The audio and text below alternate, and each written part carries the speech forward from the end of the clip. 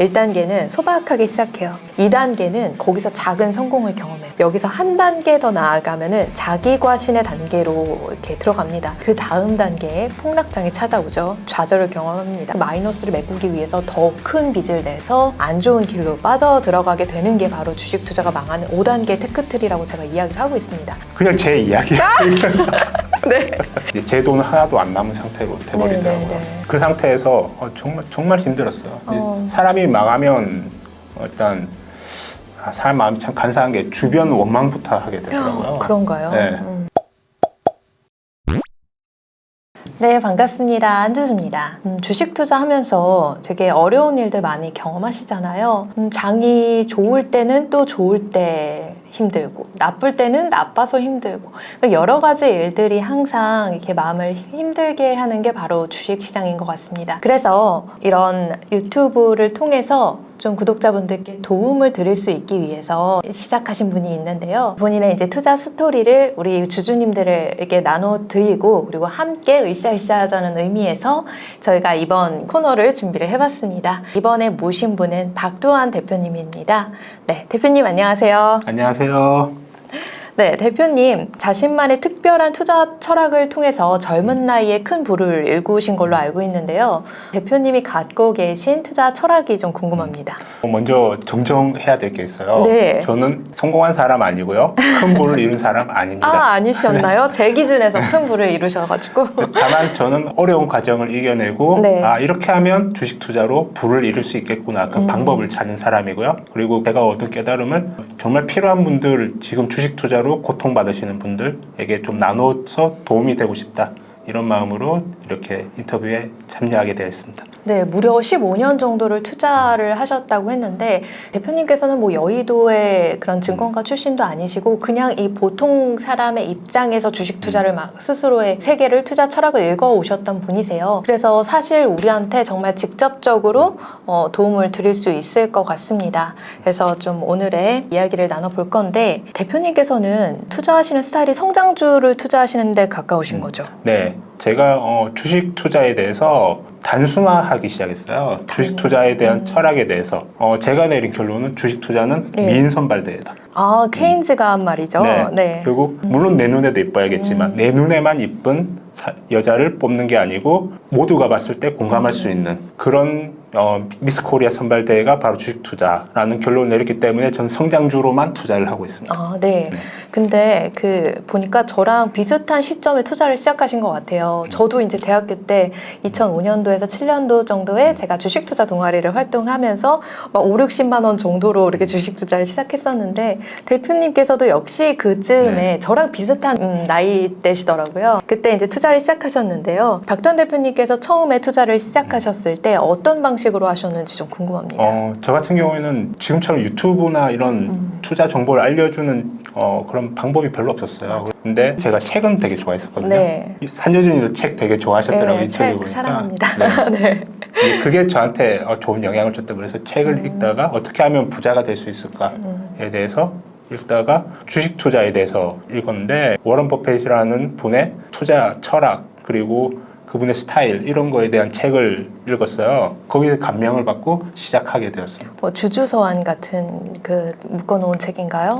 주주서한보다는 아니면 스노우볼. 옆에서 네. 그분을 지켜본 분들, 그 많은 책들, 워런 버핏에 대해서, 투자 스타일에 대해서, 그 워런 버핏 철학에 대해서 사실 워런 버핏이 직접 쓴 책은 없더라고요. 그쵸, 다 주주서한 주변 분들이 워런 버핏 지켜보고 이제 그거에 대해서 느낀 바를 썼는데, 이제 그 책을 읽으면서 제가 이런 가치 투자라는 거에 대해서 개념을 조금 이제 배웠던 것 같아요. 그래서 네. 그때 당시로 알바에서 10만 원, 20만 원 생기면 그때 당시 우량주, 그때 SK 뭐 에너지 이렇게 PER이 싸고 그래서 배당이 나오는 그런 주식들을 이제 사모으는 걸 이렇게 시작을 했었던 것 같습니다. 아, 그러면 처음에 시작은 가치 투자였네요. 네. 지금도 역시 그 가치 투자에 대한 관점을 고수하고 계신가요? 지금은 이제 하이브리드죠. 네.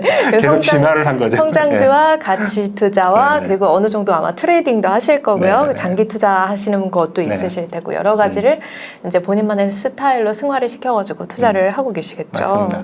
네. 제가요, 책을 좋아한다고 말씀하셨는데 저도 책을 너무 좋아하고 많이 읽고 그리고 또 쓰기도 했습니다.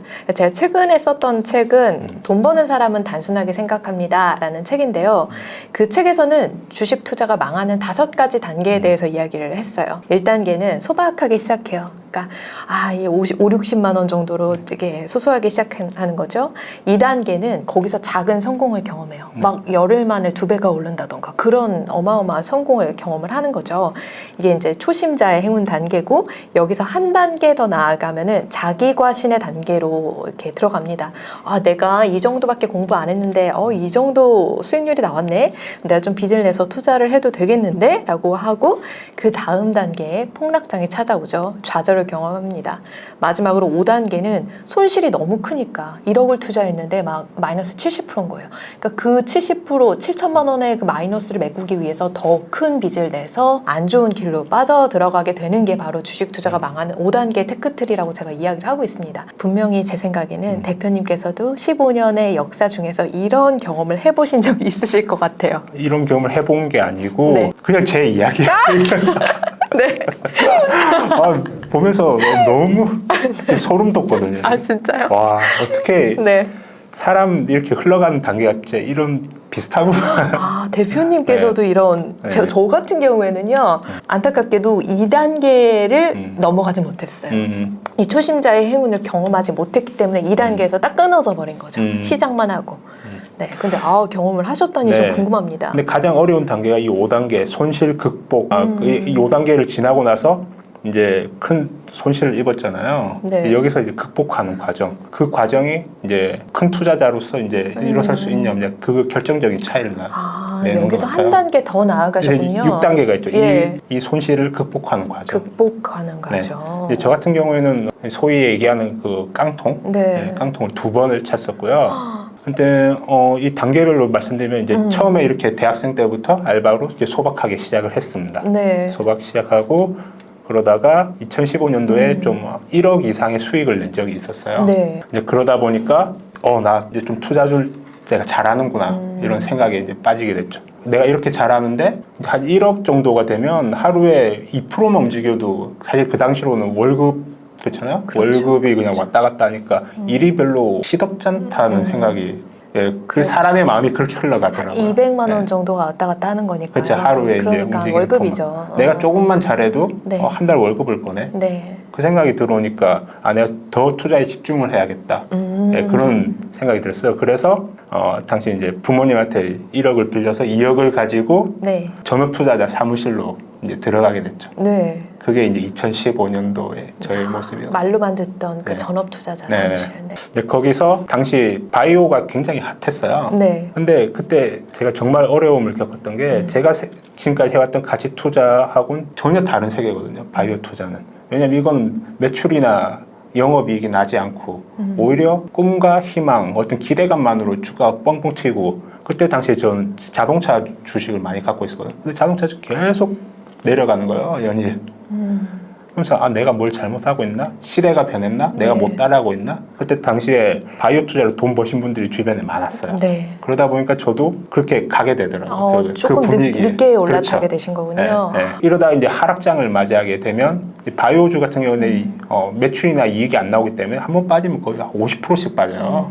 그게 너무 고통스러워요. 너무 고통스럽고 또 공포스럽고. 과연 이 회사가 없어지진 않을까? 상장 폐지되냐? 그럼 난 깡통 차게 된 이거라도 건져야 되나?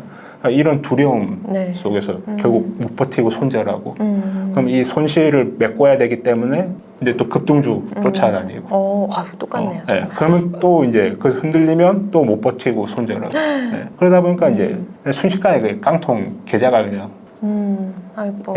이제 제 돈 하나도 안 남은 상태로 돼버리더라고요. 네. 그 상태에서 정말 힘들었어요. 사람이 망하면 일단 사람 마음이 참 간사한 게 주변 원망부터 하게 되더라고요. 그런가요? 네. 그러니까 내가 괜히 거기 들어가서 바이오에 대해서 알게 돼서 내가 괜히 그건 못난 생각을 사람인지를 어쩔 수 없더라고요. 근데 그 단계에서 그러면서 이제 우울증이 찾아왔고요. 네. 그래서 그때 당시에는 제가 이제 직장도 그만두고 들어간 상태라서 그 2015년경의 일인 거죠? 네, 2015년, 2016년. 16년. 네. 네.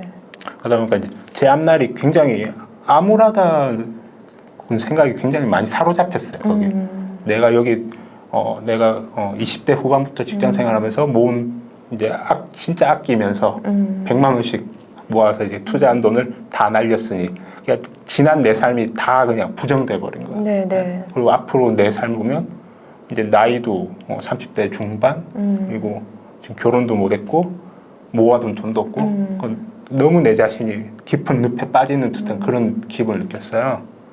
그래서 한 1년 정도 방에서 치퍼했던 것 같아요. 네. 아, 그때는 투자도 안 하시고 그냥 투자는 했는데 네. 굉장히 어려웠어요. 그때 네, 이후로도 또 트럼프가 당선되면서 2016년 네. 경이었죠. 2019년까지 굉장히 장이 어려웠어요.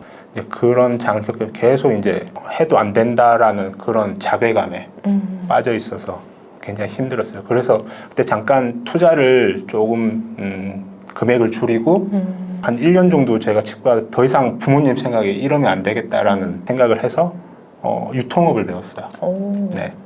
식자재 유통업. 네네. 아, 그 일은 지금까지도 계속 네, 하고 지금도 계신 하고 거죠? 있어요. 예. 지금도 하고 있는 이유는 사실 그 큰 돈은 안 돼도 지금은 이제 자산이 많이 늘어서 이제 뭐 20억이 넘는 돈을 지금 운영을 하고 있지만 근데 제가 이 유통업을 놓지 않는 이유는 그때 어려웠던 그 시절 잊지 않기 위해서요. 아, 그렇죠. 네. 거기 또 이 투자금을 건드리지 않는다는 의미도 있을 것 같아요. 네. 유통업을 하면서 거기서 이제 생계를 꾸려나가는 거잖아요. 그것도 있고 이제 최근에 굉장히 장이 힘들었잖아요. 그렇죠. 네. 또 그런 힘든 장에 사실 할 게 없어요. 할 게 없을 때 그런 일들을 하면서 내 어려웠던 시절 돌아보고 네. 또 이제 내가 투자하는 기업에 대한 공부를 하면서 네. 그래서 그런 모니터 앞에만 앉아 있는 게 결코 저한테 도움이 안 되더라고요. 그게 결코 네. 투자에 그걸 도움이 배웠어요. 안 되는 것 같아요. 네네. 네. 그걸 배웠어요. 네. 그래서 지금은 운동도 많이 하고요. 네, 자전거나 등산을 좋아하고. 그러니까 그러면서, 제가 네. 진짜 깜짝 놀란 게 아까 대표님 만나 뵙자마자 이야기한 건데 이 카메라 빨보다 실물이 너무 멋있으신 거예요. 감사합니다. 아니 지금 제가 앉은 키 저랑 비슷하잖아요. 근데 딱 일어선 모습을 보는데 키가 되게 크고 딱 뭔가 딱 운동하는 사람의 이런 이 탄탄함이 있으시더라고요. 지금은 결혼하셨습니다. 네, 그러면 그런 어려운 순간들에 대해서 다 이야기를 해주셨는데 이걸 어떻게 극복을 하게 되셨나요? 제가 한 1년 정도는 멀리서 지켜봤던 거죠. 네네. 주식을. 유통업을 하면서 그러면서 계속 되뇌었어요. 내가 왜 그때 실패했을까? 내가 무엇을 잘못했을까를 계속 되뇌었었어요. 그리고 내린 결론은 내가 그때 군중 심리에 사로잡혔었다. 아. 네. 모두가 좋다고 할 때 그때 내가 뛰어들었고 기존에 내가 하던 방식을 버렸고 네. 그런 걸 되뇌었고 내가 다시는 그런 실패를 하지 않아야겠다라고 썼고요. 그리고 참 신기하게도 한 1년 정도 좀 떨어져서 보니까 그때부터 좀 주식이 돌아가는 게 잘 보이더라고요. 네. 오히려 너무 네. 거기 안에 몰입돼 있을 때보다 이제 네. 넓은 숲을 보게 되신 그냥 거예요. 장기를 둬도 그렇잖아요. 훈수 두시는 분이 잘 보거든요. 진짜 저도 주식 혼수 둘 때 되게 잘 둬요.